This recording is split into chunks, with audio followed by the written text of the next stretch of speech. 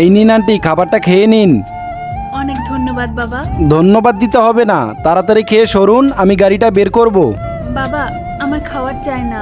খাবার চাই না? আচ্ছা বুঝলাম, টাকা লাগবে বুঝি? না বাবা, আমার টাকাও চাই না। টাকা চান না, খাবার চান না, তাহলে ঠিক কি চান আপনি? আসলে বাবা তোমার ফোনটা একটু পাওয়া যাবে? একটা খুব জরুরি কল করতে হতো। কাকে ফোন করবেন আপনি? দাও না বাবা, কথা শেষ হলেই তোমাকে ফোনটা দিয়ে দেবো। এত করে যখন বলছেন দিচ্ছি। নিচ্ছেন নিন, কিন্তু তাড়াতাড়ি করবেন। এই নিন, নাম্বার ডায়াল করতে পারেন তো? হ্যাঁ বাবা পারবো। আননোন নাম্বার, এই সময় আবার কে কল করছে? হ্যালো। হ্যালো, হ্যাঁ মা, আমি তোর মা বলছি।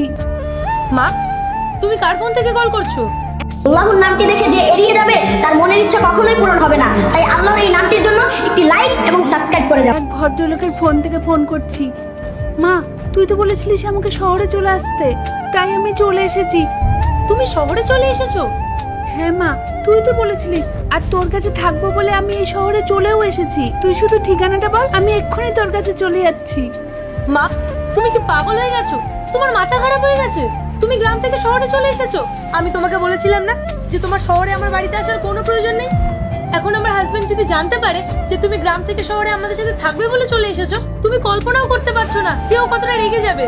তুমি এক কাজ করো, তুমি যেখান থেকে এসেছো তুমি সেখানেই ফিরে যাও। হ্যালো, হ্যালো মা,